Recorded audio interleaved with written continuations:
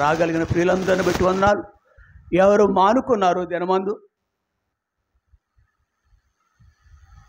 దేవా, దుష్టుని చేత ఎవరు అడ్డగింపబడ్డారు, కడుపే దేవుడిగా ఎంచుకుని దేవునికి దూరమైనారు, దేవా దయతో వారిని క్షమించమని ప్రార్థన చేస్తూ మరొక తరుణం వారికి దయచేయండి.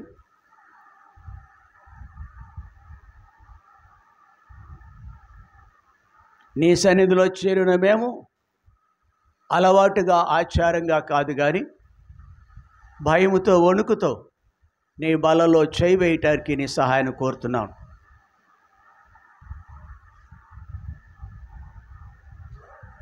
ప్రభు యొక్క శరీరమని మానవ జాతి కొరకు ఆయన చిందించిన అమూల్యమైన ప్రశస్తమైన రక్తమని అటు గ్రహింపు కలిగి వాటిలో చేయి వేసినప్పుడు అవి మాకు ఆశీర్వాదం, నీ కొరకు నమ్మకంగా జీవించడానికి కృపను అనుగ్రహిస్తారు. చేరిన మమ్మల్ని హస్తగతం చేస్తూ దేవ దీనిని పూర్తిగా నీ వశమందు ఉంచండి. సమయోచితమైన సహాయము దేవునికి అనుగ్రహించమని శరీర ఆత్మ ప్రాణంలో నీ పాదాలను పడవేసుకుంటూ నీ కృపగల హస్తాలకు అప్పగించుకుంటూ ఈ అభిషేకం కోరుకుంటూ నిన్ను హెచ్చిస్తూ నన్ను తగ్గించుకుంటూ ఘనత మహిమ ప్రభావాలు నీకు ఆరోపించుకుంటూ యేసు నామమున స్తుతించి ప్రార్థించి వేడుకుంటున్నాం తండ్రి. పాటింప శ్రేష్ఠ గ్రంథము బైబిల్, పాటింప శ్రేష్ఠ గ్రంథము అనుదినం పఠించిన ప్రేమతోడ నడుపును. ఓ పఠింప శ్రేష్ఠ గ్రంథం, the best book to read is the best book to read is the Bible. If you read it every day, it will help you.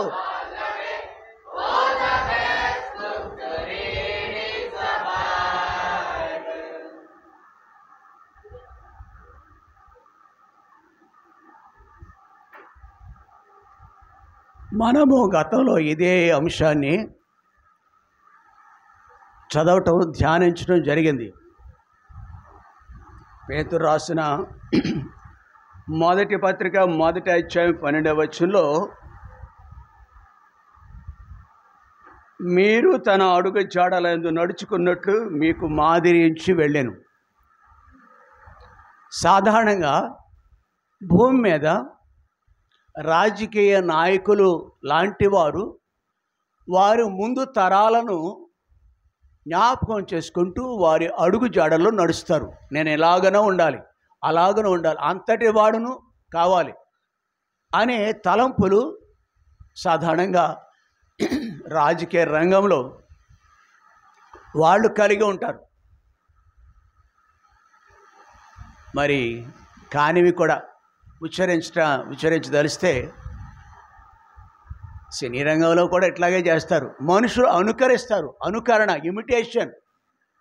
ఫలానా చోట నిన్న ఒక సహోదరుడు ఇంకొక సహోదరుడితో మాట్లాడుకుంటున్నారు.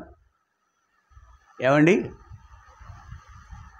అతడండి భలేగా నవ్విస్తాడండి, పొట్టి జోసెఫ్ అంటే మీ అందరికి తెలుసా? ఆ మనుషుడు నేను ఎప్పుడు చూడలేదు. భలేగా నవ్విస్తాడండి, కవ్విస్తాడండి. అంటే మనుషులకి అక్కడ సర్కస్లో నవ్విస్తారు, ఇమిటేషన్తో సినిమా హాల్లో నవ్విస్తారు అనుకరించి. ఇక ఈనాటి భక్తులకి ఏం కావాలంటే అవే కావాలి, అలాంటివే కావాలి. నవ్వించడం, కవ్వించడం కావాలి. దేవుని సన్నిధి దానికి అలాగ ఇమిటేషన్తో ఒక మనుషుడు ఏమి నేర్చుకుంటావు నువ్వు? నిద్ర మాట్లాడుకునే దాంట్లో ఒక సహోదరుడు ఇంకొక సహోదరుడితో చెప్పిన మాటలు నాకు గుర్తున్నాయి. అవి ఇక్కడ తిరిగి పలకటానికి నాకు ఇష్టం లేదు. సరసాలకు సరసోక్తులుగా దేవుని యొక్క ఆలయం సరదాగా నవ్వుకోటాక దేవుని యొక్క ఆలయం. దానికి సత్యం నేర్చుకోవాలి. ఒకవేళ సందర్భం వస్తే వీ కెన్ లాఫ్, నవ్వచ్చు, సందర్భానుసారంగా, అర్ధరహితంగా కాదు. కేవలం అలాంటి నటులను బట్టి మనం వెళుతున్నామంటే మన ఆత్మీయంగా చాలా వెనుకబడిపోయామని, దీనస్థితిలోను పేదస్థితిలో ఉన్నామని అర్థం. ఇక్కడ మాదిరి వ్యక్తులు కాదు మనకి, పలానా కొంతమంది ఈ ఇంటి ఇళ్లలో కూడా రాజకీయ నాయకులు, ప్రియమైన వ్యక్తులు ఫోటోలు. ఒకసారి నేను కోమటితెప్ప, నీటితెప్ప అనే ప్రాంతానికి, పేరుపాలెం అనే ప్రాంతానికి గతంలో వెళ్ళేవాడిని. తరచుగా వెళ్ళేవాళ్ళు, కుటుంబంగా వెళ్ళేవాళ్ళు దేవుని పరిచయం కొరకు. ఐందవులు అక్కడ రక్షింపబడ్డారు. మనం కనుక అక్కడ నేను కంటిన్యూ చేస్తుంటే అలాగా ఊర్లో 4-5 సంఘాలు డెఫినెట్గా ఉండేవి. ఓపిక లేక అంత దేవుడు నాకు భారం ఇవ్వలేదు. అక్కడ కూడా చూశాను, ప్రియమైన వ్యక్తులు, మంచి పాలకులను ఫోటోలు పెట్టుకుంటారు గదుల్లో. ఇంకా విచారకరమైన విషయం ఏంటంటే సినిమా యాక్టర్లను కూడా పెట్టుకుంటారు.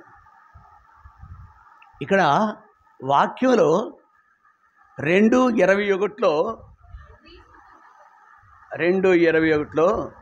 మీరు తన అడుగు జాడల యందు నడుచుకొనున్నట్లు. అవి మనం ప్రియులారా, ఒకవేళ కొందరు దేవుని పిల్లల్లో సహితము అలాగ అనుకరణ చేస్తున్నారేమో కానీ మనం మాత్రం దేవుని యొక్క అడుగు జాడల్లో నడుచుకోవాలని లేఖనాలు జ్ఞాపకం చేస్తున్నాయి. హెబ్రీయులు రాసిన పత్రిక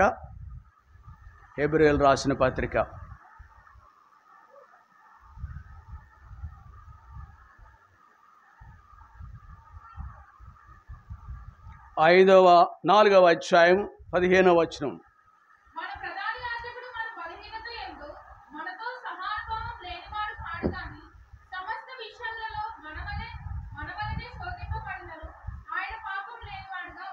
ఇది మనకు మాదిరి, అనుకరణ, అడుగుజాడలు. మన ప్రభువు ఎలా ఉన్నాడు? ఆ పేతురు రాసిన పత్రికలో చూసాం, మీరు తన అడుగుజాడలలో నడుచుకున్నట్లు మాదిరి ఉంచిపోయాను. ఇది కావాలి, ఇది మనం కలిగి ఉండటకి నేర్చుకోవాలి. ఇది సాధ్యమే. ఇక్కడ ఆ భాగంలో 15వ వచనంలో ఆయన పాపము లేనివాడుగా, మనుషులు తొట్టుపాటుకు గురవుతూ ఉంటారు, తొందరపాటుకు గురవుతూ ఉంటారు, లేక దోషాలు కూడగట్టుకుంటారు, అతిక్రమం చేసే వ్యక్తులుగా ఉంటారు. ఆయా సందర్భాల్లో శోధిస్తాడు. శోధకుడు అని ఎవరికి పేరు? దుష్టుడైన సాతానికి పేరు, అపవాదికి పేరు శోధకుడు. వాడు పని కలిగి ఉంటాడు. నన్ను కూడా మనల్ని వాడు ఆరాధన టైంలో బయటికి వెళ్ళి రావచ్చు. అక్కడ అలవాటైపోయింది మనకి. ఎక్కడ అలవాటైపోయింది? చెప్పకూడదు, అది నోటితో వలిస్తే మరి ఈ పెదవులు కూడా మళ్ళీ అంటుకుంటారు. ఎప్పుడో అక్కడైతే బెల్లేస్తారు, ఇక్కడ బెల్ల వేయట్లేదు, బెల్ల పడదాం మనం కూడా. అప్పుడు వస్తారు, బెల్లాగానే బయటికి, బెల్ల వేసేగానే ఏమాత్రం ఇది పని చేయట్లేదు. నేను వెతుక్కున్నాను, 2-3 కొనుక్కున్నాను. వాళ్ళ స్థానాల్లో ఉండరు. ఏమి కదది, కానిది కదది.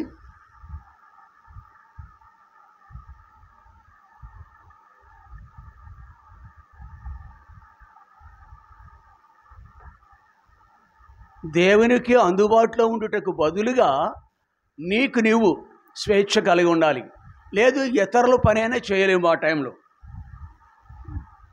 శోధించడం అంటే చెప్తున్నాను సుమా, నేను ఎలాగా లాగుతాడు బయటికి, ఈడుస్తాడు బయటికి, వాడి పని కలిగి ఉంటాడు.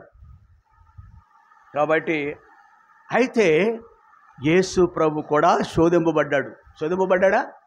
ఎత్తైన స్థలాలకి, ఎంతో ఎత్తైన శిఖరాలకు తీసుకెళ్ళాడు. లోకము యొక్క వైభవం అంతా చూపించాడు. ఇదిగో హౌ డేర్ హీ ఈజ్, ఎంత ధైర్యం అండాడికి. కానీ సహనం కలిగిన ప్రభువేమో, దేవుడు పిలిస్తే వెళ్ళాడేమో అక్కడికి. ప్రభు అయిన యేసుక్రీస్తు వారు ఏమన్నాడండి అక్కడ మహిమంతా చూపించి,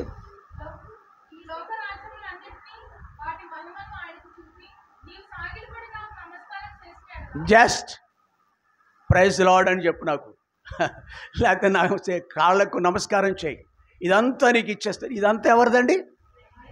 అరే హౌ ఫూల్ ఇట్ ఈస్.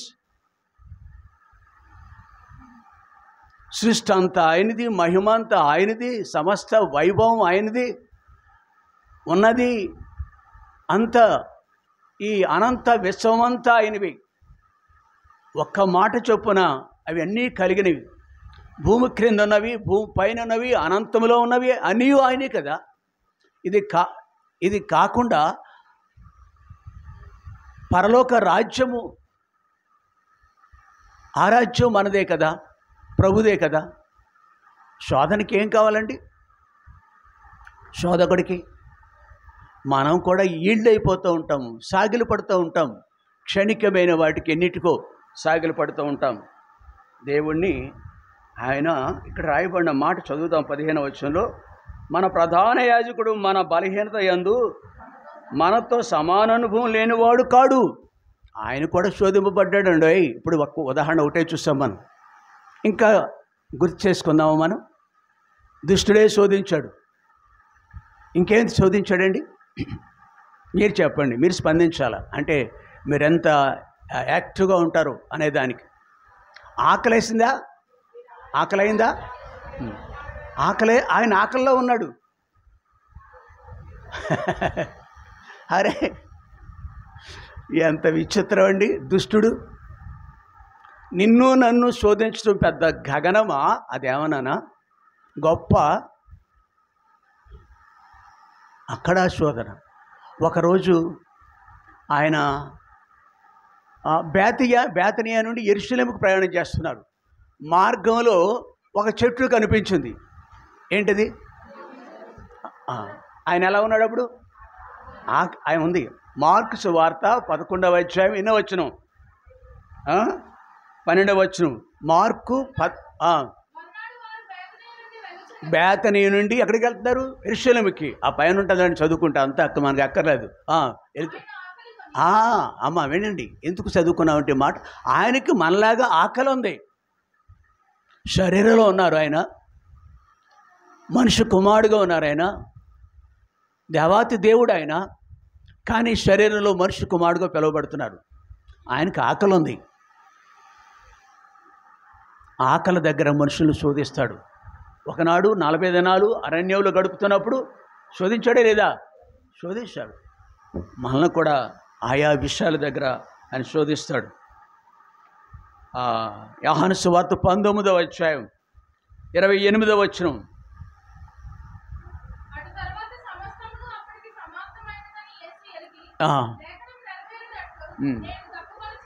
ఆయన దప్పిక ఉంది, ఆకలి ఉన్నది, దప్పిక ఉంది.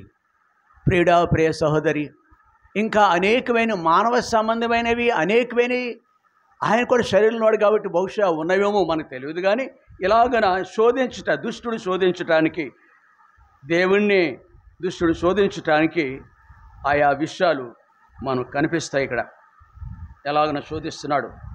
అయితే యేసు ప్రభు ఎక్కడా కూడా దుష్టుడికి తావు ఇవ్వలేదు. కొందరు మన పితరులు అయితే అలాంటి శోధన సమయంలో దేవునికి మహిమ కలిగిన స్థితి ఉంటుంది. ఆది కాండంలోనే సృష్టి ఆరంభంలోనే దేవునికి అవమానం తెచ్చిన దేవుడు ఎంతో వాళ్ళని హెచ్చరించాడు. ఆదాము తన యొక్క భార్య భాగస్వామి అయిన హవ్వ సమస్తాన్ని సృష్టి యావత్తును వాళ్ళ యొక్క వశంలో ఉంచాడు. దీనిని మీరు ఏలుడి, మీరు రాజులు దీనికి. కానీ వాళ్ళు సాగిలపడ్డారు. వద్దన్న దానికి వాళ్ళు అతిక్రమించారు, చేయొద్దన్న దానికి. ఆ 3వ అధ్యాయం ఆది కాండము 6వ వచనంలో ఆ స్త్రీ చదువు, నా మాటలైతే కలుపుకున్నాను మీద. స్త్రీ ఆ స్త్రీ ఏమంటుందండి? ఆహారమునకు మంచిదియు, కన్నులకు అందమైనదియు, అమ్మా రమ్య అందమైనది. మరియు ఈ దినాల్లో కూడా ఎంత మోజు పడతామో మనం. అందాన్ని చూసి అందం దగ్గర అందరూ ఓడిపోతూ ఉంటారు. బట్ట దగ్గర కానీ అందమైన బంగారపు వస్తువులు కానీ లేకపోతే భవంతులు కానీ అందమైన అధికారం అందని ద్రాక్ష అనేకమైన ఉంటాయి. వాటి దగ్గర దేవుడు మనలను శోధించట్లో వింతేమీ కాదు. ఇక్కడ ఆదిలోనే మన పితరులు మొదటి తల్లి అనబడిన హవ్వ సైతము దేవుడు వారితో నిత్యము సహవాసం కలిగి ఉన్నాడు. ఆయన పరమందున్నాడు, వీళ్ళ భూమి మీద ఉన్నారు, ఏదేళ్ళలో ఉన్నారు.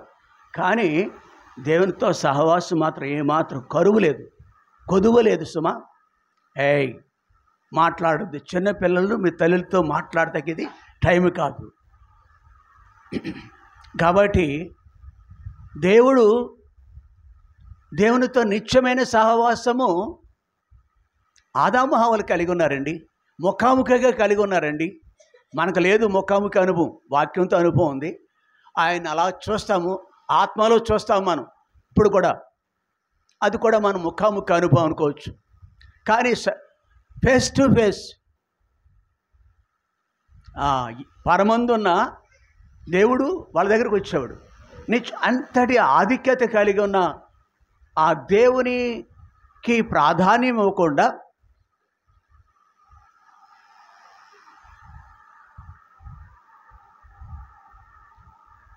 క్షణికమైన దానికి ఏది వద్దో ఇదంతా మీదే. కానీ ఈ ఒక్క మనుషుడి యొక్క బలహీనత ఏంటంటే ఎందుకు వద్దన్నారు, ఇది ఎందుకు ముట్టుకోవద్దన్నారు, ఎందుకు తినవద్దన్నారు, అంతే. వద్దు అంటే వద్దు. కాబట్టి ఇక్కడ తను ఏం శోధించిందండి? తన యొక్క కళ్ళు దృష్టి చూసిందా లేదా? మళ్ళా చదువు.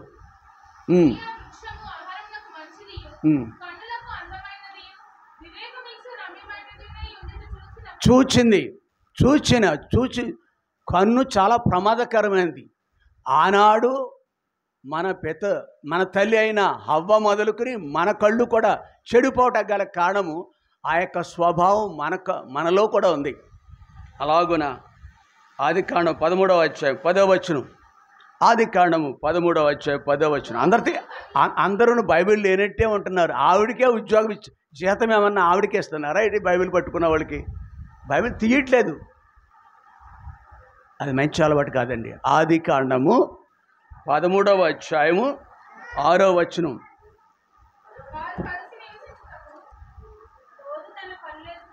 ఎస్,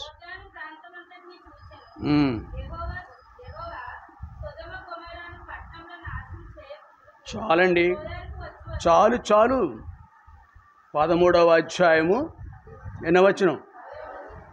10వ వచనం. లోతు కన్నులెత్తి, ప్రియులారా, మన కన్ను దోషంతో నిండినది. నీ కన్ను చెడినది అయితే నీ దేహమంతయు, ఆదాము భార్య అయిన హవ్వ కన్ను పూర్తిగా కళ్ళ జబ్బు హాస్పిటల్ అప్పుడు లేవనుకుంటా. కాబట్టి ఆ స్త్రీని బట్టి మానవ జాతి అంతయు దేవునికి అవిధేయులైపోయినారు.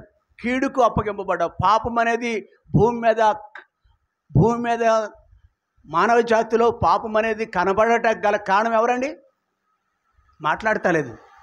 అబ్బో ఎంత గట్టిగా చెప్తున్నావు, ఇప్పుడు వినపడ్డది నాకు. ఒక మనిషి యొక్క అవిధేయత. ఇక్కడ మరొక వ్యక్తిని చూస్తాం. ఆ యొక్క కన్ను. లోతు నీతిమంతుడే, దేవుని కుమారుడే, కానీ he didn't ask the God about his will. దేవుడు తన ఉద్దేశం ఏమిటో నా పట్ల ఎటు వెళ్ళమంటాడు అనేది దేవుణ్ణి అడగలేదు. ఎవరు? లోతు. అబ్రహాము ఆ కోవు చెందినవాడు కాదు. అబ్రహాముతోనే ఉన్నాడు, దేవుని కుమారుడుగా ఉన్నాడు. కానీ ఏదైనా చేయవలసి వచ్చినప్పుడు తూర్పుకి వెళ్తావా, పడమరకి వెళ్తావా, ఉత్తరానికి వెళ్తావా, ఓ లోతు, ఈ స్వేచ్ఛ నీకు ఇచ్చాయనే అన్నాడు. అన్నయ్యో, చిన్నాను, బాబాయ్ ఎవరు? అక్కడ కూడా లోతు కూడా నష్టపడలేదా? లోతు ఏమైనా బావుకున్నాడా? ఇలా అంటారు మనం. ఏమైనా మేలు పొందాడా? నో. మన జీవితాల్లో కూడా కంటి మీద ఆధారపడినప్పుడు, మన బుద్ధి మీద ఆధారపడినప్పుడు తప్పక కీడు సంభవిస్తుంది. సమూయేలు రెండవ గ్రంథం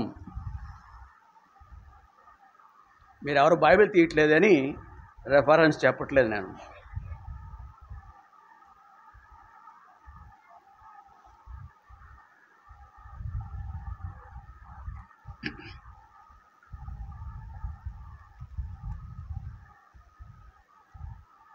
రెండవ గ్రంథము 11వ అధ్యాయం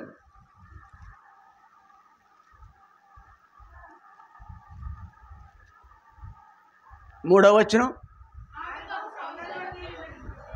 చాలు. ఏం చేశాడు దావీదు? చూచినాడు. కన్నులు ఎలా ఉన్నాయి? మంచిగానే చెడిపోయినాయా? ఎస్. అతడు ఆధ్యాత్మికంగా ఎదిగిన వ్యక్తి, బలమైన వ్యక్తి, దేవునికి ఇష్టడైన వ్యక్తుడు. కానీ శోధనకు ఎవరికి హద్దు బద్దులు ఏమీ ఉండవు. శోధన గుండా వెళ్ళటానికి ఎవరు అతిథులు కాదు. నీవు కూడా ఈ రోజున ఆయన శోధించేది అది, నిన్ను శోధించేది. బైబిల్లో మనం చదవక్కర్లేదు కానీ మరొక శోధన గురించి యోహాను సువార్త 12వ అధ్యాయంలో ఒక మనుషుడు ఉంటాడు. యోహాను సువార్త 12వ అధ్యాయంలో ఒక మనుషుడు ఉంటాడు. 4వ వచనం 5వ వచనం, అది 5వ వచనం చదువు. చాలు. ఈ మనుషుడు యొక్క దృష్టి, కళ్ళు ఎక్కడున్నాయండి? ఎప్పుడూను ధనం మీద ఉన్నాయి, డబ్బు సంచి మీద ఉంది. నీకెక్కడ దేవుని మందిరంలో మనం బలలో చేయి వేసే మనము ఆయన వలె ఉన్నామా లేదా? శోధింపబడునను. మనకు వాక్యం ఇక్కడ చదువుకున్నాం మనం. హెబ్రీయులు రాసిన పత్రిక 8వ అధ్యాయం 4వ అధ్యాయం 15వ వచనంలో ఆయన శోధింపబడినను పాపమేమియు this is the mirror which in front of us. మన ముందు ఉన్న అద్దం ఇదే. ఓ సహోదరి, సహోదరుడా,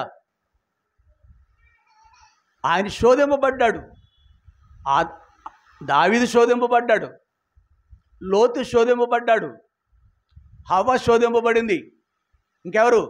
ఇస్కరియోతు యూదా కూడా ధనమోహము, శరీరమోహము, ఇవన్నీ ఇట్లాంటివి అనేకమైన ఉండొచ్చు మనం శోధించేవి. కానీ అక్కడ వాళ్ళంతా తొట్టిల్లారు, అవిధేయులయ్యారు. అఫ్కోర్స్ కొన్ని సమయాల్లో భక్తులు కొందరు తిరిగి వచ్చారు దేవుని దగ్గరికి, కొందరు భ్రష్టులు అయిపోయారు. కానీ మనకు మాదిరి, తన అడుగు జాడలు మనకు మాదిరి ఎవరు? ప్రభువైన యేసుక్రీస్తు వారు. కనుక మనం భయంతో ఆయన జ్ఞాపకం చేసుకుంటూ ఆయన కొరకు యోగ్యంగా జీవించాలనే లేఖనాలు మనకు జ్ఞాపకం చేస్తున్నాయి. యోహాను రాసిన మొదటి పత్రిక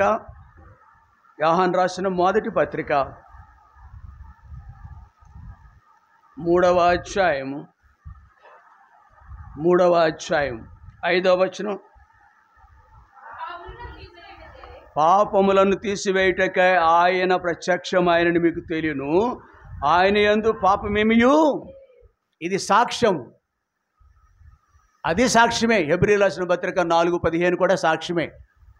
పరిశుద్ధాత్మ దేవుడు అక్కడ రాసి పెట్టినాడు. ఇక్కడ మరో దైవజనుడు, అపోస్తలుడు అనబడిన పిల్లలు ఏడ్చేటప్పుడు కొంచెం ఊరికి పెట్టండి అమ్మా. They are lovely but they should not make noise. కొంచెం ఆడి చివరికి అది గెలుపండి. ఈ టైంలో వాక్యం టైంలో చాలా ప్రెసెస్. ఎవరొకరు చిన్న పిల్లలు వెళ్ళమమ్మ, నువ్వు అమ్మాయి నువ్వే తీసుకెళ్ళి, ఎవరు బ్లెస్సింగ్ ఇచ్చాయి, దాన్ని పాల డబ్బా ఒకటి ఇచ్చేయాలంతే, నీళ్ళ డబ్బా. కానీ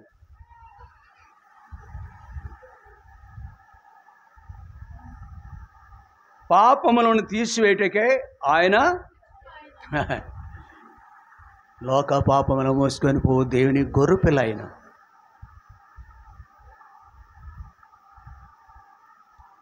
ఆయనే కనుక ఈ భూమికి రాకుండా ఉండుంటే నీ రంగు కానీ, నీ యొక్క ఆస్తి అంతస్తు కానీ, నీ ఐశ్వర్యం కానీ, నీకున్నవి అవి ఇవి కానీ దేవుని మందిరానికి రావటానికి అర్హతని ఏ పాత్రం ఇవ్వవు. యోగ్యంగా దేవుని సన్నిధిలో ఎంటర్ అవటానికి అసలే అధికారం లేదు. ఆయన ఎందుకు వచ్చాడండి? పాపములను. He is the only God who came from heaven to earth to remove, to wash out the sins of the human kind. మానవ జాతి యొక్క పాపములు తీసివేయుటకై వచ్చిన పరము నుండి భూమికి వచ్చిన దేవుడు ఎవరండి? ప్రభువైన దైవ నామములు, దేవుడు నామములు, దేవత నామములు ఎన్నైనా ఉండవచ్చేమో కానీ పాపం తీసివేసే అధికారం ఎవరికి ఉంది? ఆయన పలుమార్లు చెప్పారు విషయం. వాళ్ళంతా అభ్యంతరపడ్డారు. ఎవరాళ్ళు? పరిసయ్యులు, శాస్త్ర వాళ్ళ కళ్ళు లేవు, వాళ్ళ చెవులు లేవు, హృదయం లేదు. ఈ జాతికి ఈ కాలంలో మన మధ్య ఉన్న మనం ఎవరి మధ్య అయితే ఉన్నా వాళ్ళు కూడా అంతే. ఆ పరిసయ్యులకు, శాస్త్రులకు ఏమాత్రమో వీళ్ళు తీసిపోరు. కళ్ళు, చెవులు, హృదయము వాళ్ళకి పనిచేయవు. ఆ ప్రజల వద్దకు వెళ్ళి చెప్పండి, మీరు చెప్పినా వినరు వాళ్ళు. ఆయన సాక్ష్యం ఇస్తున్నారు. ఆయన పాపము. హెబ్రీ గ్రంథకర్త అంటున్నాడు, యోహాను పత్రిక రాసిన గ్రంథకర్త అంటున్నాడు, they are men of God, దైవజనులు వారు. ఆయన ఎవరో తెలుసా ఈ మాటలు చెప్పేది? అంటే 5వ వచనంలో మొదటి అధ్యాయంలో ఆయన యొక్క ఆత్మీయ ఐశ్వర్యం తెలుస్తుంది మనకి. మొదటి అధ్యాయంలో ఆయన యొక్క ఆత్మీయ ఐశ్వర్యం తెలుస్తుంది. ఇక్కడ 1-2 వచనాలు రండి.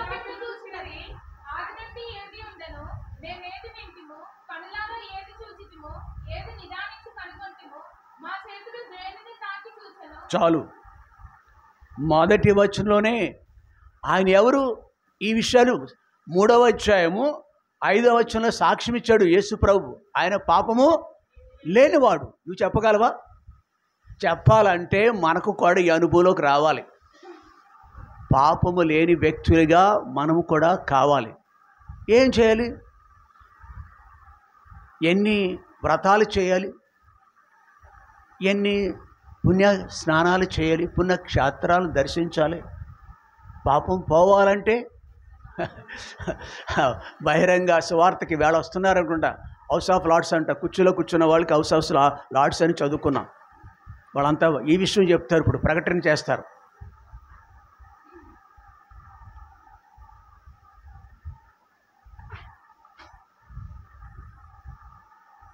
పాపం పోవాలంటే వెరీ సింపుల్ టెన్స్ అనమాట అండి, సింపుల్ సెంటెన్స్ అనమాట. అది సింపుల్ టెన్స్, సింపుల్ సెంటెన్స్ కూడా అంతేనా? గ్రామర్ వచ్చిన వాళ్ళు తెలుస్తుంది.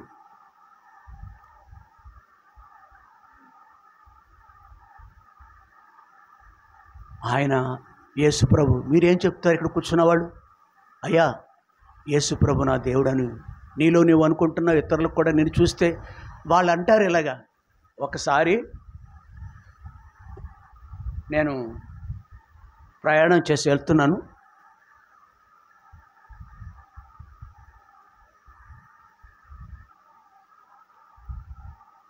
నేను విజయవాడ నుంచి భద్రాచలం వెళ్ళాలి.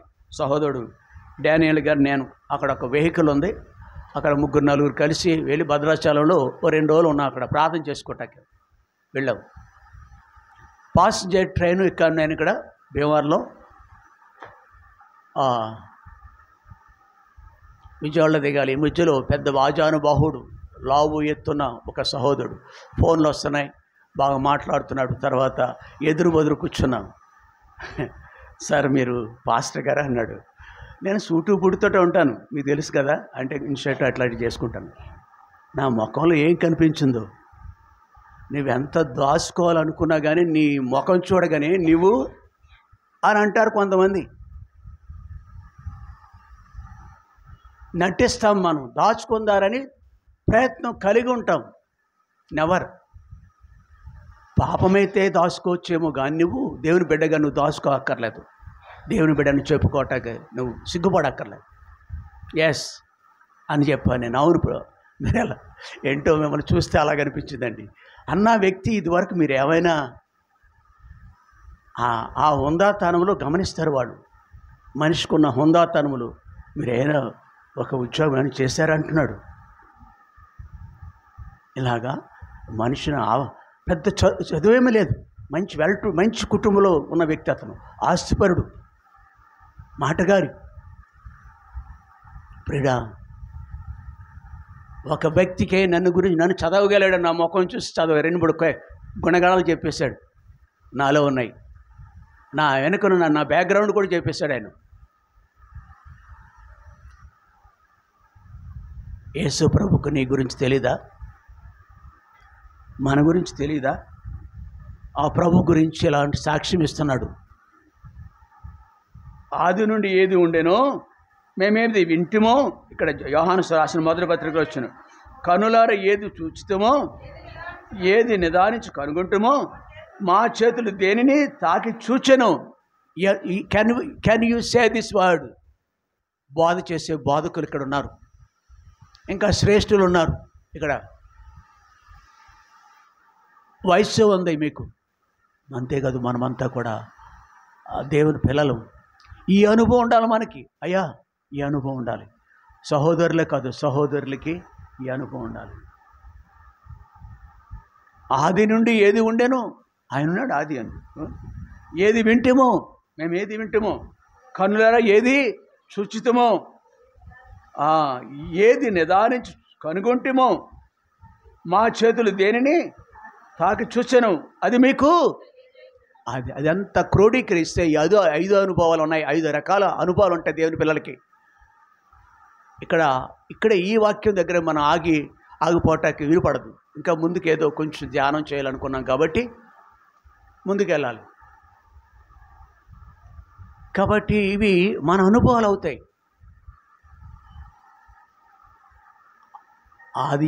ఆదియు అంతమై ఉన్న దేవుడు, ఆల్ఫయు ఓమేగా, భూత భవిష్యత్ వర్తమాన కాలంలో ఏకరీతికున్న దేవుడు ఆయన,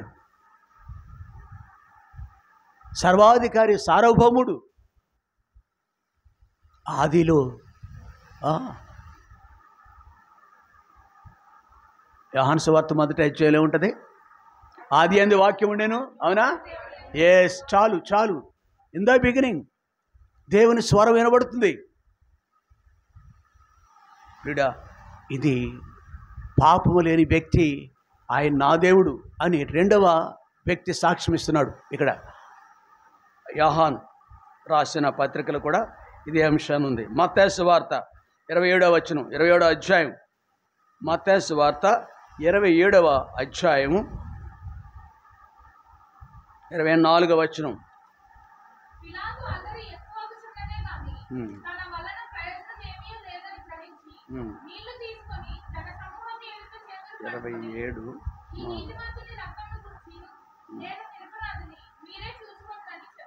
చాలు.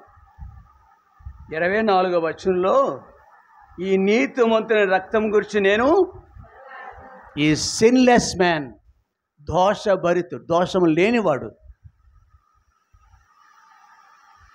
మానవులండి, మనం ఎవరమండి? మాట్లాడతలేదు ఎవ్వరు. ఆయన నిరపరాధి, పాపము లేని వ్యక్తి, అపరాధము లేని వ్యక్తి. మనము నిలువెల్లా విషయం. మనం పాముకి తలలో ఉంటుంది, తేలికి తోకలో ఉంటుంది.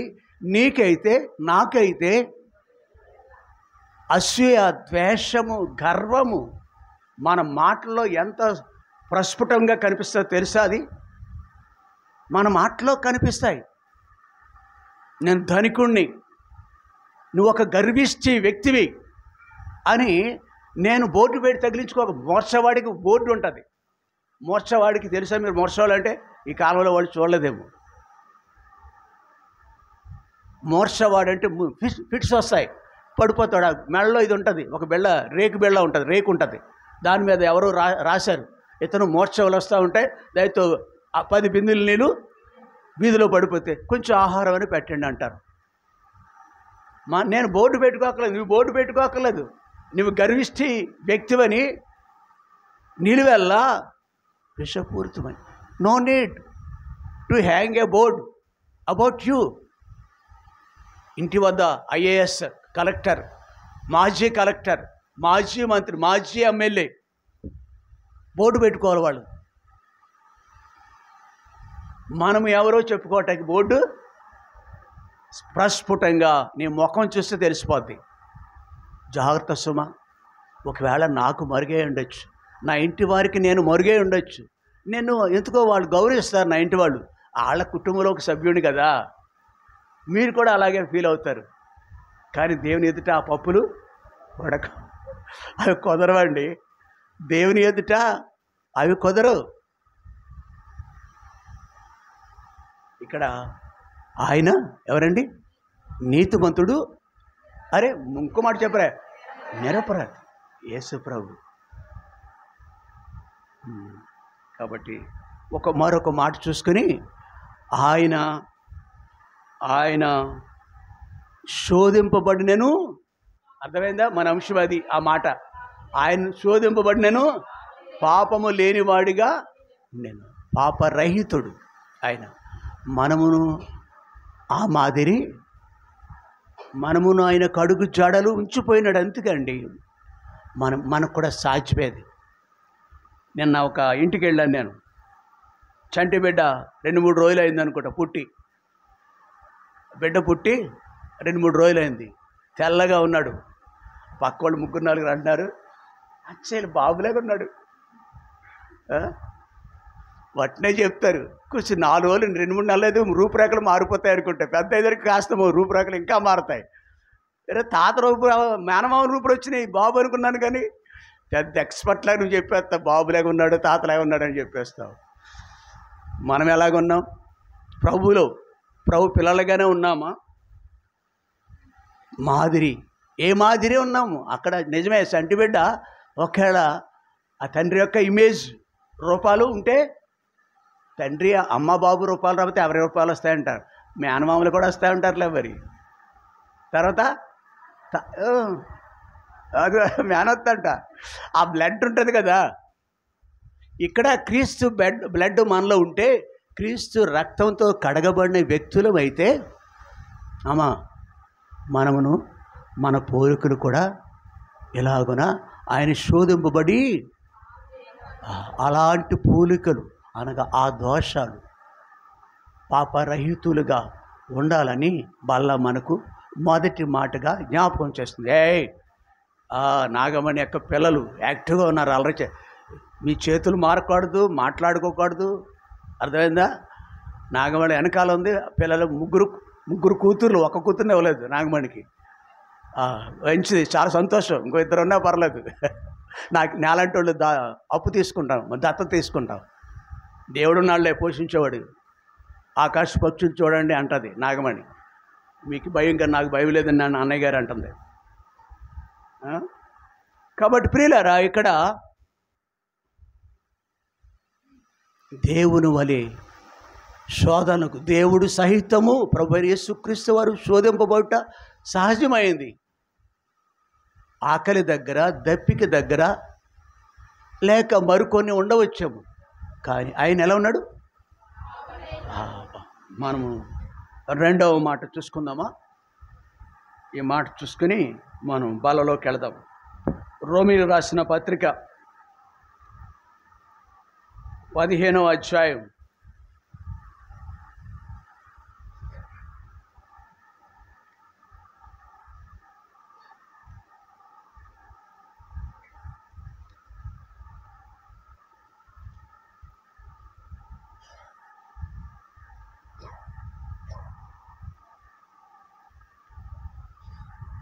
3వ వచనం.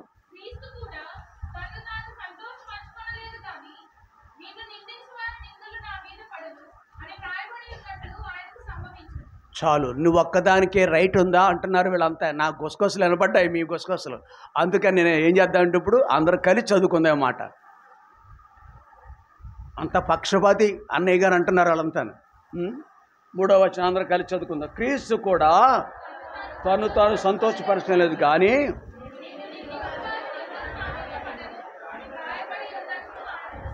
మనది ఇక్కడ ఒక్క భాగం చాలు. క్రీస్తు కూడా తను తాను సంతోషపరచుకొనలేదు. ప్రభువు తన సంతోషం కొరకు భూమి మీద రాలి. నీ ఉద్యోగం అనుకో, ఓయ్ నీవు కష్టపడ్డావనుకో, రోజుకు 1000 రూపాయలు వస్తాయి నీకు జీతం, నెలకు 30,000. మరి ఆదివారాలు తీసే కదా, అదేం లెక్కండి అంటారు ఇప్పుడు మీరు. ఎంతో కొంత నీకే మేలు, అది నీకు సంతోషం. నీ డబ్బు నీకు సంతోషం ఇస్తుంది. నీ ఇల్లు, నీ వాహనం, పిల్లలు, కుటుంబము, ఓన్లీ ఫర్ యూ ఓన్లీ, నీకే నీకే నీకే. కానీ ప్రభు అలా కాదు.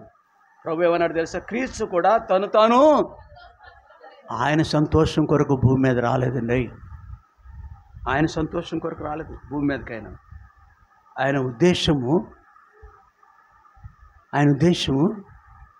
చెప్పండి, మీరు చెప్పండి. Yes, to please the Lord and God and Father. తండ్రియు ప్రభువు అయిన దేవుణ్ణి, తండ్రిని. బహుశా మీరు కూడా మేలు, మీ నాన్నగారికి మీరు ఒకవేళ ఏసీ పెట్టించారేమో కదా. మన పిల్లలు ఏసీ పెట్టేస్తున్నారా? మాట్లాడతలేదు, కుర్చీలో కూర్చున్నా ఆవిడ. ఒకవేళ సంతోష పెట్టారేమో, ఒకవేళ అరాకొర కొద్దిమంది అలా చేయొచ్చేమో. అందరూ పిల్లలు అలా చేయలేకపోవచ్చు.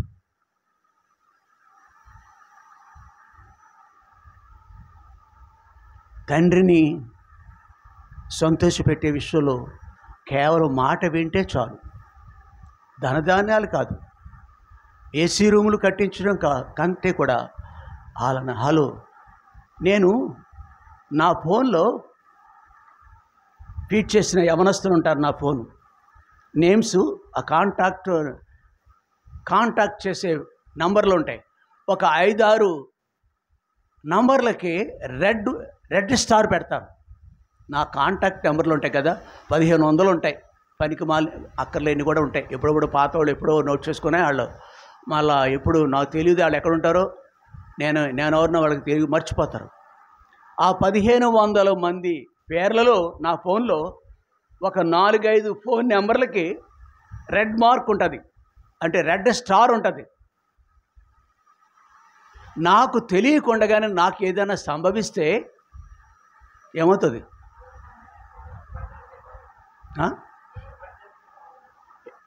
దానికి ఏమని పేరు పెట్టారు? Emergency call. ఉదాహరణకి ఎలా అనుకోండి, నాకు ఏదైనా నొప్పి వస్తుంది, పడిపోయిన రోడ్డు మీద, వెళ్తుందా కాలు? అప్పుడు నేను ఒక వాచ్ పెట్టుకుంటాను. ఈ వాచ్లో కూడా ఉంటాయి నంబర్లన్నీ ఉంటాయి, ఆ కాల్స్ కూడా. ఆ వాచ్ నా చేతిలో ఉంది, నాకు పెట్టుకున్నాను. ఏ వాచ్ అది? I watch, Apple phone. దాంట్లో వెంటనే నా ఈ కాంటాక్ట్ నెంబర్లో ఉన్నవాళ్ళు బాంబేలో ఉంటే, ఢిల్లీలో ఉంటే, లేదా బీహార్లో ఎక్కడో ఉంటే వాళ్ళకి రింగ్ అయిపోతుంది. ఏ నెంబర్ ఎవరిది? ఫలానా అంకుల్ది. ఎక్కడున్నారు చూద్దాం, హలో అంటే. అలా ఉండాలి పిల్లలు. తండ్రి పట్ల, లేక తండ్రి స్థానంలో తల్లి కూడా ఏదైనా కలలో అయినా, అర్థమవుతుందా? కలలో అయినా మా డాడీకి ఏదో కాల్ వచ్చింది, నీ ఫోన్ నుంచి ఫోన్లోనే వచ్చేస్తుంది. ఐ మీన్ వాచ్లో కూడా రావచ్చు, వాచ్లో వస్తుంది, రింగ్ వస్తుంది. ఎమర్జెన్సీ రింగ్ ఇది. ఆ కాల్ ఎమర్జెన్సీలో కాల్ అది. అరే నా తండ్రికి బాగాలేదు, లేదు నేను బాగున్నా నాన్న, ఏంటి మరి ఇలా వచ్చింది? ఫోన్ చేస్తాడు నీ కొడుకు, లేదా ఎవరో చెప్తారు. ఆ ఫోన్ ఎత్తట్లేదు, మా నాన్నగారు ఫోన్ తీయట్లేదు, వీక్ కదా, హాస్పిటల్లో ఉన్నారు కదా. ఎవరికో ఫోన్ చేస్తా? అవును, మీ డాడీకి లేక మీ మమ్మీకి. స్పాట్ ఇమ్మీడియట్ రెస్పాన్స్ ఉంది అమ్మా నాన్న పట్ల. మనము even in the mid night, 3 గంటలకు కానీ, రాత్రి తెల్లవారుజాము కానీ, అది మనలో మనసులో తండ్రికి ఇచ్చిన స్థానం తెలియజేస్తుంది. ప్రియులారా, యేసు ప్రభు కూడా అది మన ఒక బిడ్డ నుంచి తండ్రి యొక్క రెస్పాన్స్, తల్లి యొక్క రెస్పాన్స్ అలాగుంటే నా బిడ్డకు నా పట్ల ఎంత ప్రేమ. యేసు ప్రభు కుమారుడిగా ఈ లోకానికి వచ్చినప్పుడు తన్ను సంతోషపెట్టుకోవాలి, తను చూపించుకోవాలని రాలేదు. ఎందుకు వచ్చాడండి? ఏం చదివారయ్యా? నన్ను సంతోషపెట్టాకి నేను రాలేదు, తండ్రిని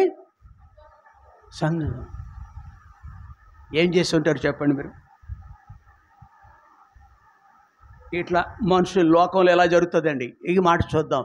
ఒక ఇంట్లో ఇద్దరు అన్నదమ్ములు ఉన్నారు. వాళ్ళు పెరిగిన వాళ్ళు, పెద్ద అయిన వాళ్ళు. వింటున్నారా? ఇంట్లో ఇద్దరు అన్నదమ్ములు ఉన్నారు. తల్లికి చాలా విపరీతమైన నొప్పితో మెలికలు తిరిగిపోతుంది తల్లి ఒక రాత్రి గడ. ఇద్దరు కొడుకులు ఉన్నారు, పెరిగిన వాళ్ళు, 25-30 సంవత్సరాలు ఉన్నాయి వాళ్ళకి. తమ్ముడు అంటున్నాడు అన్నయ్యతోటి, ఎరా నువ్వు వెళ్తావా, నన్ను వెళ్ళమంటున్నావా? ఎక్కడికి? 24 గంటల హాస్పిటల్స్ ఉంటాయి కదా, 24 hours. నువ్వు వెళ్తావా ట్యాబ్లెట్స్ తీసుకురాబట్టి, నన్ను వెళ్ళమంటావా? ఈ జవాబుని ఏమంటారు మీరు? మీరంతా అమ్మా నాన్నలు కదా, ఇక్కడ ఉన్న వాళ్ళు పెద్దోళ్ళు కదా. ఒక ఇంట్లో ఇద్దరు అన్నదమ్ములు ఉన్నారు. తల్లి విపరీతమైన నొప్పితో, గ్యాస్ నొప్పి కావచ్చు, గుండె నొప్పిలాగా ఉంటుంది, రెండో ఈక్వల్గానే ఉంటాయి. డాక్టర్ చెప్పేటంతవరకు నీకు తెలియదు, నాకు తెలియదు. అంత సివియర్గా ఉంటుంది గ్యాస్ నొప్పి కూడా. మెరుగులు తిరిగిపోతాడు కుర్రోడు కూడా, మాకు తెలుసు అలాంటి కుర్రోడు.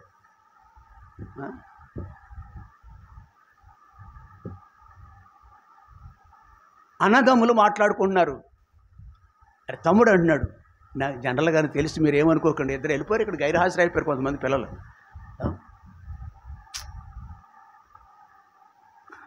పైన ఓకే ఏం చేస్తున్నారు వాళ్ళు? ఇంకా వంట పని చూసుకుంటున్నారు. అయ్యో వాక్యం టైంలో వంట పని చూసుకోకూడదు. టేబుల్ సర్దటం, అది భోజనాలు ముఖ్యం కాదు. దేవుని రాజ్యం భోజనం పానం కాదే. ఎవరు ఇంకొక అబ్బాయి జస్ట్ చేయలేమా అని పిలుచుకొచ్చా, ఇప్పుడు చేయకూడదు అంటా చెప్పి. తమ్ముళ్ళు తెలివిగా ఉంటారు, అన్నయ్యలు తెలివిగా ఉంటారు. జనరల్గా తమ్ముళ్ళు డామినేషన్ చేస్తారు కదా, మీ పిల్లలు కాకపోవచ్చులే. కాబట్టి తమ్ముళ్ళు మాటగారిగా ఉంటారు. కాబట్టి వాళ్ళని వచ్చామను తర్వాత వాక్యం 10 నిమిషాలు ఉంటుంది అంతే, తర్వాత వెళ్ళ చూసుకోవచ్చు. తమ్ముళ్ళకి ఇప్పుడు తమ్ముడు ఇలా మాట్లాడుతూ అన్నయ్యతో, అరే నువ్వు వెళ్తావరా, నేను వెళ్ళమంటావరా? అది సరైనదా కాదా చెప్పండి మీరు? అమ్మలాగా నొప్పితో విలవల్లాడుతుంటే బుద్ధి లేదా నీకు? ఆప్షన్ నీకు లేదా? నీకు అవసరం కాదా? అన్నయ్యని అడుగుతాడు. అప్పుడు మరి అన్న నేను వెళ్ళొచ్చేస్తాను రా. కానీ ఇక్కడ ప్రియులారా, యేసు ప్రభు తండ్రి దేవుడికి పిల్లలేమని 2-3 ఉన్నారు పోనీ అలాగ అనుకుంటాక. యోహాను సువార్త 3వ అధ్యాయం 16వ వచనం. యోహాను సువార్త 3వ అధ్యాయం 16. దేవుడు లోకమును ఎంతో ప్రేమించెను కాగా అద్వితీయ కుమారుడు అంటే ఏంటి? ఏకైక కుమారుడు, మరొక కుమారుడు లేడు. ఒక రోజున రండి, ఆ ఇద్దరు అన్నదమ్ముల గురించి అయిపోయింది. ఒకే ఒక కుమారుడు ఉన్న యేసు తండ్రి దగ్గరకు వద్దాం. ఇప్పుడు మనం తండ్రి అన్నాడు, అక్కడ మనం చదువుకున్న బాగా నశించు వారిని, అవునా ఉందా? అక్కడ కాదు, ఇక్కడ దీంట్లోనే ఉంది. చూడండి చదువు.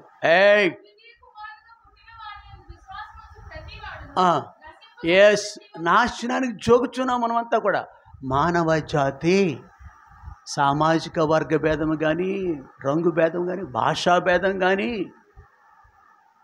ఉన్నవాడు లేనివాడనే భేదం కానీ, ఏ భేదము లేకుండా అందరూ అంతటా పాపం చేసి దేవుడు అనుగ్రహించు మహిమను వీరిని రక్షించటకు, నాశనానికి జోగుచున్న వీరిని రక్షించటానికి తండ్రికి అనాది సంకల్పం. మనం నశించడానికి ఏమాత్రమూ ఇష్టం లేదు. అదే మాట చాలా బైబిల్ గ్రంథంలో మనకు తెలుసు, ఆయా చోట రాయబడి ఉంది. తండ్రి అన్నాడు కుమారుతో, లోక పాపంలో మోసుకుపోను దేవుని గొర్రె పిల్లగా నువ్వు వెళ్ళాలయ్యా. ఒక రోజున తండ్రి సముఖంలో ఉన్న కుమారుడితో, లోక పాపములను మోసుకొని పోవు. ఫిలిప్పీయులకు రాసిన పత్రిక 2వ అధ్యాయం. అందరూ చూద్దాం. ఫిలిప్పీలకు రాసిన పత్రిక 2వ అధ్యాయం. మనం అనుకున్నాం కదా ఇప్పుడు యోహాను 3:16 ప్రకారము అద్వితీయ కుమారుడు ఏకైక కుమారుడితో దేవుడు అన్నాడు, లోక పాపాలను మోసుకొని పోవు దేవుని గొర్రె పిల్లగా you have to bear all the sins and transgressions of humankind. మానవ జాతి పాపమంతా నువ్వు భరించాలి అని చెప్పినాడు. ఎవరితో చెప్తున్నాడు ఆయన? అదే ఇక్కడ 2వ అధ్యాయం 6వ వచనం. చాలు, ఈజ్ గాడ్. కుమారుడుగా పిలువబడుతున్నాడు, ఈజ్ గాడ్. ఆయన దేవుని స్వరూపం. దేవుని స్వరూపం ఎవరికైనా ఉంటుందండి? నిన్న చంటిబిడ్డ దగ్గర వాళ్ళ డాడీ పోలికండి అంటున్నారు. ఉంటే ఉండొచ్చు. దేవుని స్వరూపం ఎవరికి ఉంటుంది? దేవుని కుమారుడికే ఉంటుంది. ఆయన ఎవరు? ప్రభువైన హీస్ గాడ్. త్రిత్వములో ఒకడుగా పిలువబడుతున్నాడు. He's God, God alone. దేవుని స్వరూపం కలిగిన వాడు. ఇంకొక మాట చదువు, 2వది చాలు. ఆయన దేవుని స్వరూపం కలిగిన వాడు, దేవునితో సమానంగా ఉండే భాగ్యము కలిగిన వాడు. All rights.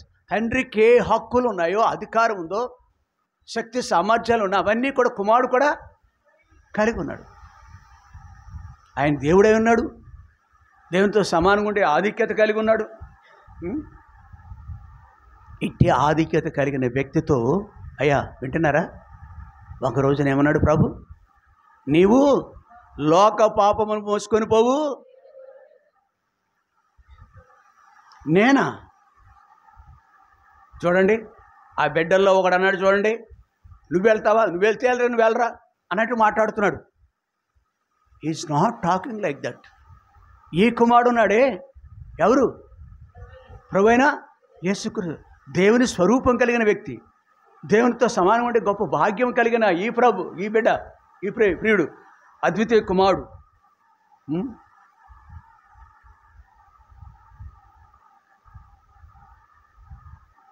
ప్రియుడా, మన నిమిత్తము ఆయన ఈ లోకానికి వచ్చినాడు. ఆ ప్రభు వచ్చినాడు. మొదటిది ఇక్కడ తండ్రిని ఎస్, మనం ఏం చదువుకున్నావు భాగం? తన్ను తాను సంతోషపరచుకుని లేదు. కానీ ఏ భాగం చదువుకున్నాం? రోమా 15:3. అది ఇంతసేపు అమ్మ అవన్నీ వద్దు, కథ అంతా వద్దు, మాకు చిన్న భాగం చాలు. క్రీస్తు చాలు, అంతే. క్రీస్తు తను తాను he didn't please himself. పాటల్లో బోధిస్తాం, సినిమా పాటల్లో ఉంటాయిలేండి ఇటువంటి అని. దేశ నాయకుల యొక్క పాటల్లో ఉండవచ్చు, పైకి ఉంటాయి అంతే, క్రియారూపకంగా ఉండవు అవి. కానీ ఇక్కడ మాత్రం మన ప్రభు ఆయన కొరకే. ఆయన ఎంత ప్రీచ్ చేస్తాడండి, ఒకటి అన్నీ విడిచిపెట్టేశాడు. ఏమైపోయాడు? అక్కడ చదువుకొచ్చి అది చదువు, అది ఆ భాగం చదువు. ఫిలిప్పీలకు రాసిన పత్రిక సమయం బాబు ఎంత? 50 బాబు ఎంత టైం అయింది? ఎంత చెప్పు? 50.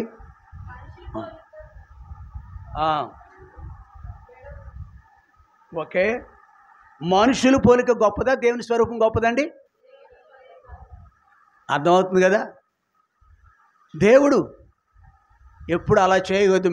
మీరు ఎంత హిమాలయ పర్వతాలు ఎక్కించిన వాళ్ళు గొప్పోళ్ళగా ఉన్నా కానీ, మీ శరీరం అగ్నికి ఆహుతి అయిపోవడానికి ఇచ్చినప్పుడు కానీ మాత్రం, వాక్యం చెప్పేటప్పుడు మాత్రం భోజనాలు చూడవద్దు, కార్యక్రమం చూడవద్దు, ఎప్పుడు చేయొద్దు పొరపాటు. మీరు నష్టపోతారు. అందరూ బాగున్నారు, ఇక్కడ మీరే నష్టపోతున్నారు. దేవునికి మహిమ లేదు, నాకు అంతకంటే లేదు సంతోషం. మనుషుని పూలిగా పుట్టాడు. రెండవది తర్వాత అవన్నీ విడిచిపెట్టడం గొప్ప విషయం. దాసుని యొక్క స్వరూపం ధరించుకుని తను తానే రిక్తుడిగా చేసుకున్నాడు. ఆకారమందు మనుషుడిగా కనబడి మానవము పొందినంతగా, అనగా అసలు ఈ మాటలు ధ్యానించటానికి మన ఆయుష్కాలమే చాలు. అంత లోతైనవి, ఎత్తైనవి, ఉన్నతమైనవి. ఒక మనుషుడి యొక్క ఆయుష్కాలం కానీ, నీ డిగ్రీలు కానీ పనికిమాలినవి అయ్యాయి ఈ దేవుని వాక్యం గ్రహించే విషయంలో. నీ జ్ఞానము దేవుని బడా దూరం. ఈ కొన్ని మాటలే. This is the way in which son pleased the father. తండ్రిని దేవుణ్ణి కుమారుడు ఎలా ఉండాలి మనం. అదే సరే, బాగుంది ఎంతవరకు, ప్రభువులే అయినా మరి మనకు సాధ్యమైనా, మనకును సాధ్యమే. మనమును అలాగున ఆయన పిల్లల్ని చెప్పుకుంటున్నాం. ఆయన ప్రేమను రుచిస్తున్నాం. రుచి చూచి ఎరిగితిమే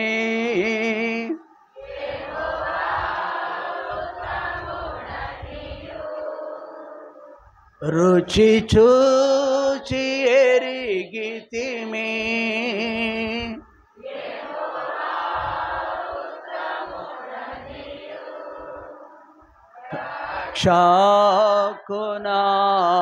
క్షాకునాశ్రయించి నేదాన్యుడనైతిని రక్షకునాశ్రయించి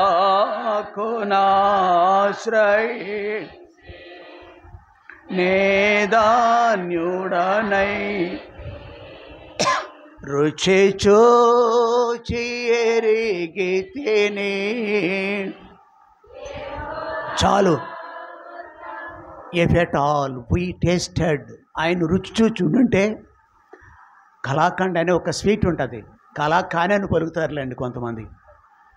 అంటే ఎంత నాకు చాలా ఇష్టం స్వీట్స్ అన్నిట్లోనూ. అది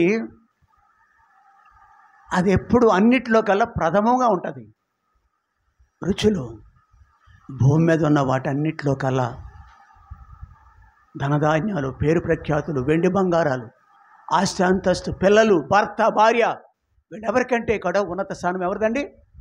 దేవునిది. రుచి ఈ అబో ఆల్, అందరికి పైన ఉన్నవాడు ఆయన, అందరికంటే ఉన్నత స్థానం. ఫస్ట్ గాడ్, నెక్స్ట్ అరే మాట్లాడు నెక్స్ట్ అని తెలీదా? మొదట దేవుడు, తర్వాత నీ పని, తర్వాత నీ ఉద్యోగం. అంత మోసం, కపటం అలా చెయ్యం. ఆయా పరిస్థితులు నీకు పరీక్షగా ఉంటాయి. అప్పుడు సెలవు పెట్టం మనం, దేవునికి ఇవ్వం మనం. యూఆర్ సింప్లీ థీవ్స్ అనమాట, దొంగలు అంటాం మనం. అలా ప్రాధాన్యత ఇవ్వం. సహవాసంలో ఉంటాం, సహవాసంలో పెరుగుతాం. సహవాస కార్యక్రమాలకి మాత్రం మనం హైదరాబాద్లో ఉంటే ఏంటయ్యా గొప్పోడు, దేవుడు కొండ గొప్పోడు అనివేంటి? ఢిల్లీలో ఉంటే ఏంటి, బెంగళూరులో ఉంటే ఏంటి? నువ్వు ఆయన వల్లే నీవు ఇలాగున్నావు. ఆయనను తండ్రిని మనం ఏం చేయాలి? అరే సంతోష పెట్టాలి. ఏం దానం ఇస్తే కాదు, వెండి బంగారం ఇస్తే కాదు. ఒక రోజున పేద విధవరాలు సంతోషపరిచింది, అవునా కదా? ఉన్నదంతా ఇచ్చేసింది, అది వేరే సంగతి. అది అలా ఇవ్వక్కర్లేదు. విధేయత ఈయన చేశాడు, అవునా కదా?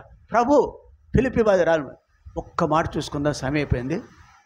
మత్తయి సువార్త 27వ అధ్యాయం, లేకపోతే 26వ అధ్యాయం. మత్తయి సువార్త 26వ అధ్యాయం 42. ఆగండి, 42 కాదు, అంతే, 42 నుంచి చూద్దాం.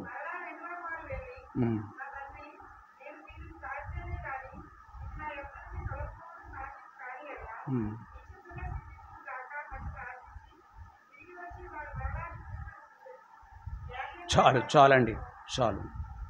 తండ్రి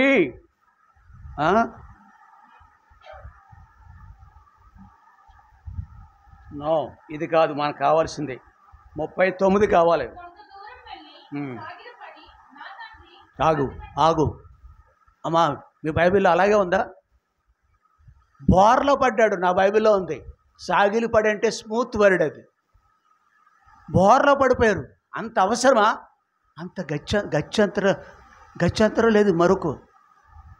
తండ్రి యొక్క సన్నిధిలో ఏం చేశాడండి?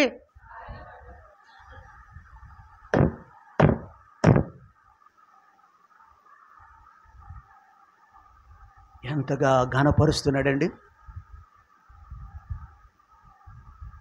సాగిలి పడే జీవితం అంటే nothing for me, I am nothing అంటారు వాళ్ళు. ఏయ్ మాట్లాడుకో. ఐ ఆమ్ నథింగ్, నేనేమీ కాదు అని చెప్పటమే సాగిలు పట్టం. తన్ను నువ్వు నన్ను, చంపు నువ్వు నన్ను. ఇలా సాగిలు పడితే చేతులు కాళ్ళు ఎత్తరేం కానం. ఇలా ఎలకెళ్ళైతే చేతులు కాళ్ళు పనిచేస్తాయి. బోర్లో పడితే మరి మాట్లాడతలేదు మీరు. పని చేయవు. ఎవరు నడిచి వెళ్ళిపోతున్నారు అనుకోండి, పని చేస్తాయా? నో.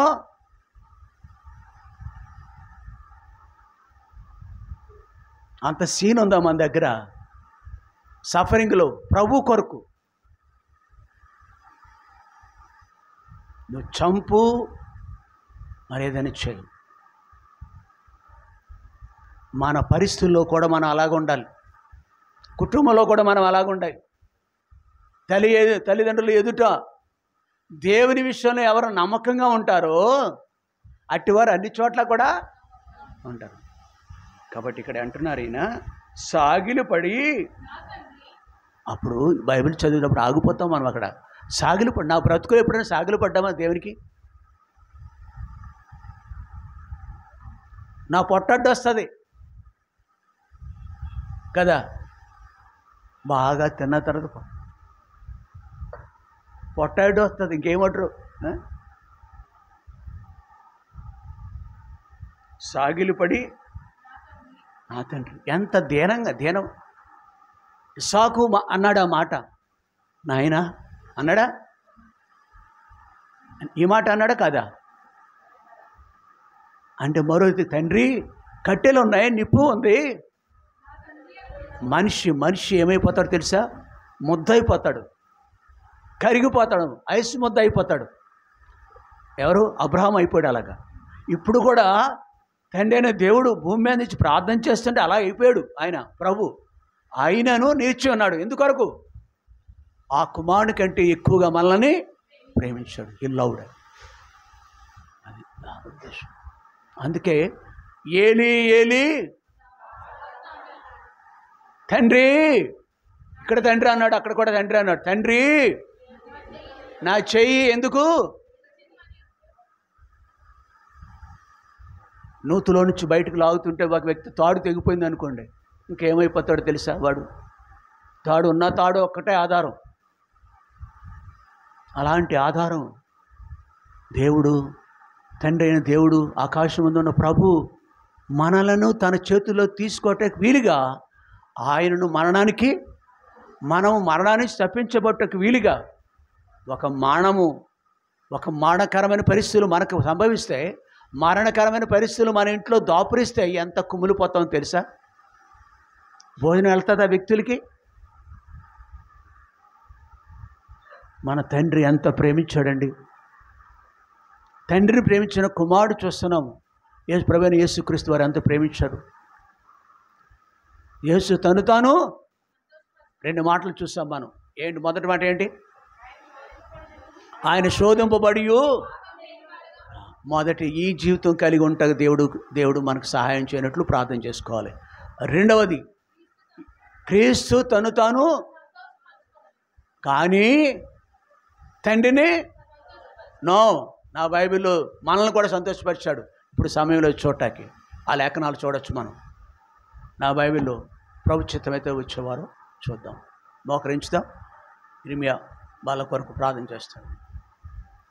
కొంచెం 10 నిమిషాలు లేట్ అయిందేమో.